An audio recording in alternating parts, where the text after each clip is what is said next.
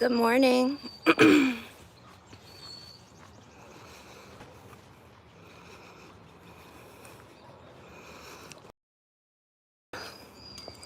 And by outside, I don't mean turning up, being foul. Outside in the actual heart of nature, listening to the birds, getting some sun, taking some nice deep breaths. The birds are chirping. The flowers are looking beautiful. I'm looking good. I'm feeling good. And the reason why I'm coming on live is because I wanted to make my peers aware that sometimes as a woman,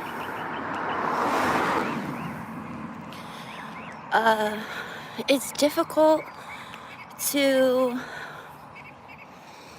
deal with other women. And my brow's looking cute, but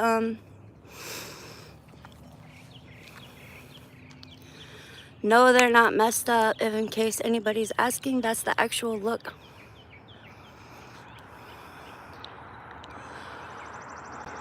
I'm going for. I was trying to fake laminated brows today.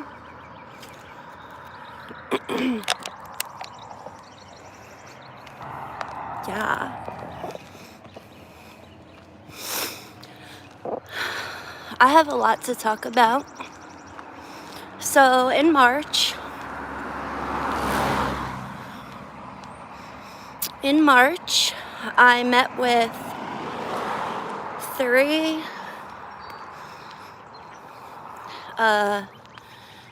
general managers, 3 higher up managers, my boss's boss, and his 2 bosses. The HR person, she and I sat down, talked, filled out my application for the Appy department for a management career.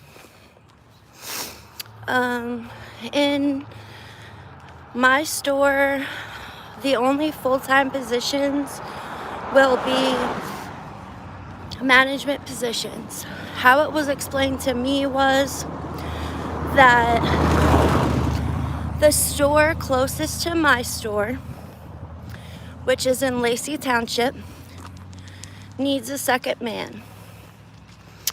My boss has no second man in our store. She has employees that do the job of, but no title. So there was some gossip, some hearsay, and some controversy because the first 2 folks who were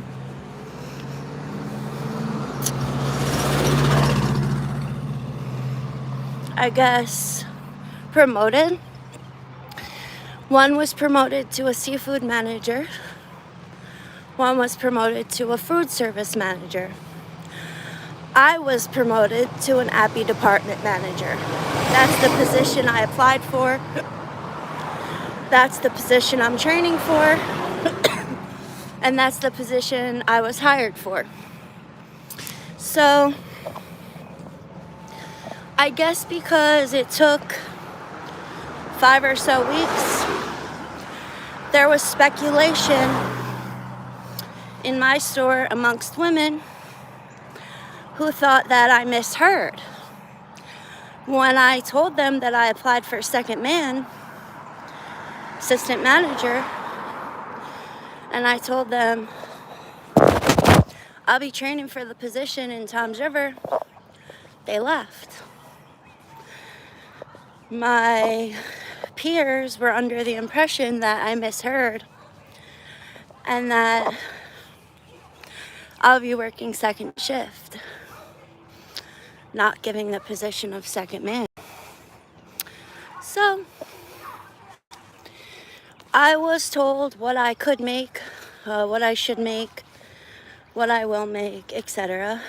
And I didn't discuss it with anybody, although a lot of people were asking because I'm so quote unquote new, even though I went to college for this, even though I'm ServSafe certified for this.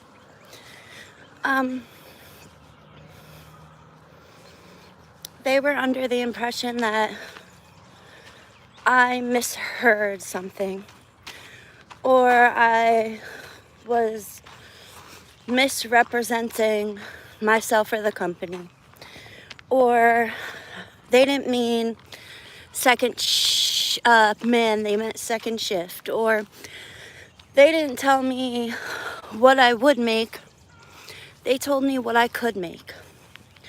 They didn't tell me how much I will be making. They told me how much I will make on Sunday for time and a half.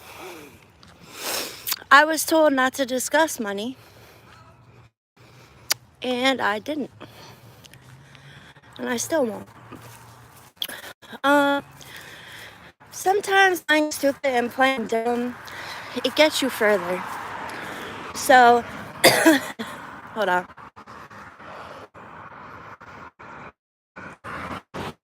Yesterday, my boss, she got an email. She got an email saying, I'll be leaving after this week to go train. It's time to look. A couple people, I'm not naming names, but I'm aware. It's on video, on voice recording. I'm not going to talk about who. I'm not going to talk about what was said. I was getting my donut, minding my little old business, and one of the Spanish-speaking members of my job, there's a language barrier, but I got the gist of it.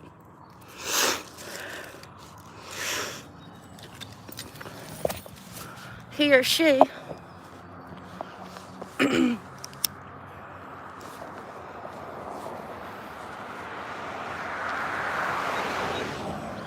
he or she has a family member who also heard. So it's not just one. 2 Spanish-speaking members of the,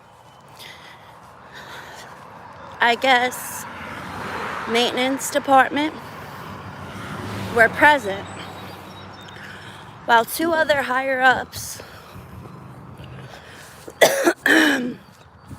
what were referred to as principales or principals,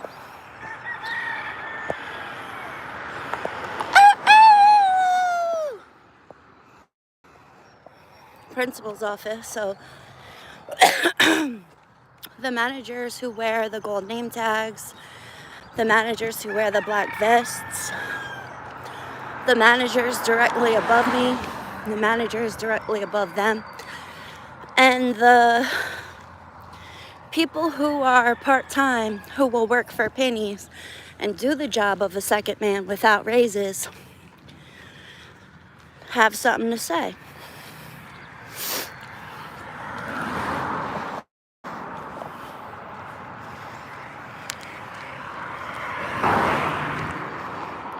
So I'm going to talk about something.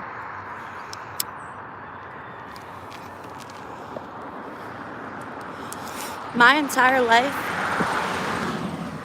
I've always been picked for everything. My entire life, I've never been picked on.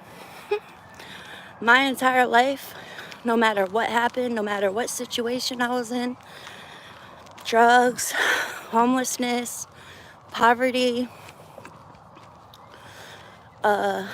institutions, legal issues, family issues, parenting issues. I've always been highly sought after, popular, had a lot of friends, you know? And I wouldn't know what it's like to not be chosen, to not be picked, to not be made a big deal of, to not be babied, to not pass something. I don't fail. And a big part of success over failure is your attitude. In my opinion, and from everything I've researched, attitude is a very high percentage of our life's purpose, what resources we're given, and what opportunities we're given. I choose to wake up a few hours early and walk to the place where I'm employed. I choose that. I choose to not push the Uber or Lyft button on my cell phone to get a ride. I choose to not call a boyfriend, a family member, a cousin, somebody local, a friend. I know so many drivers, because I go to the doctors bi-weekly, who would be more than happy to take me anywhere. This is the life I choose. This is the path I choose. Do I plan on buying a car? Yes. Will I still walk? Yes. Heavy women and obesity runs in my family. The men have receding hairlines, and the women are low to the ground with large butts, large boobs. They're good at cooking meatballs, and typically in the 180 would be skinny for a woman in my family. I'm considered lean. All the way up to the 3, 4, 5, and 600s. My grandfather's sisters, my Aunt Annie, my Aunt Rosa from Jersey City, they were 4, 5, and 600 pounds. They had to sit on a chair in front of the stove to cook. I remember vividly watching my mom struggle as a very short person with cigarette smoking and obesity. She now has COPD, has suffered heart attacks, has suffered strokes, and her quality of life has depleted. She is on oxygen and she uses a walker.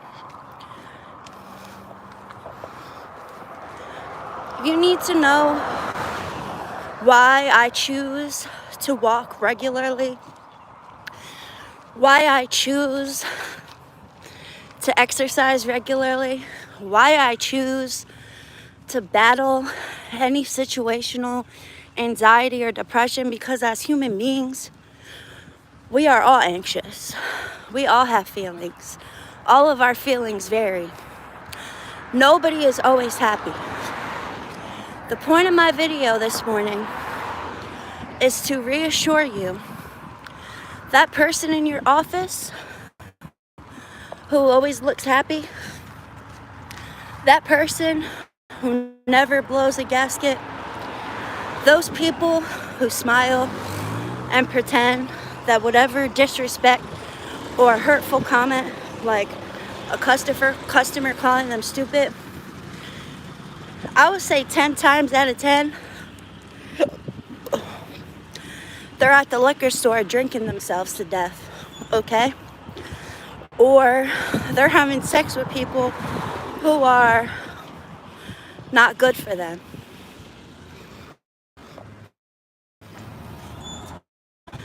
They're overeating. They're doing drugs. They're acting out, and their attitude and their behavior is a little bit different from mine. Cognitively, yes, I am gifted. Cognitively, yes, I have a very high IQ. No, I am not bipolar. No, I am not mentally ill or insane. Y'all can say what you want about me, but at the end of the day, I'm fearless. I'm focused. I'm determined. I'm on point. And my game is tight at the earliest. Do I make mistakes? Yes.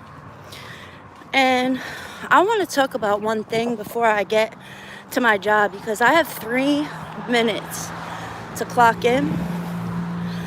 They give us an extra 7 because the time clock is so far from where we put our belongings. But I'm never late, and I never call out or complain anyway. I work with females 20 years my elder who want to be princesses. Maybe not in my department, but just generally speaking. I see a lot of complaining, people who cannot bend, people who cannot lift, people who work in reverse. This is real shit right here. People who couldn't beat me in a foot race and I'm overweight and I smoke. Okay? People who have husbands or wives who baby them and take care of them. People who have never, ever been through the trials and tribulations of being a young mother, okay? And not having a parent or a teacher to push you. I graduated high school when my son was 6 months old. I bring my son to school with me so that I can get my education. I went to my senior prom with the father of my kids and barely could find a dress because I just had a C-section. If you think that peers discussing me, discussing my mental health, discussing my financial situations, discussing my body, discussing me, period, is new, let me explain something to you. This internet shit, this clout shit, this fan shit, this controversial shit, I was made for it. I was born for it. I'm not new to this shit. I'm definitely true to this shit. And if all you could say is that I used to be on assistance, right? Or that my clothes are everywhere and my videos messy, or my makeup smeared, and that's the worst thing that happened to me today, I'm in good shape. Because internally, I am awesome. Okay? Mentally, physically, and emotionally, spiritually, I thank God every single day for where I'm at, rather than where I was, where I could be. And none of this shit phases me. I know I'm amazing. I know I'm awesome. I know I'm beautiful. I know I'm spiritually connected to God. And I know no matter what place I work or what career path I'm on, I'm always gonna be the best. And when I make a mistake, it's like motherfuckers gloat. Get your life.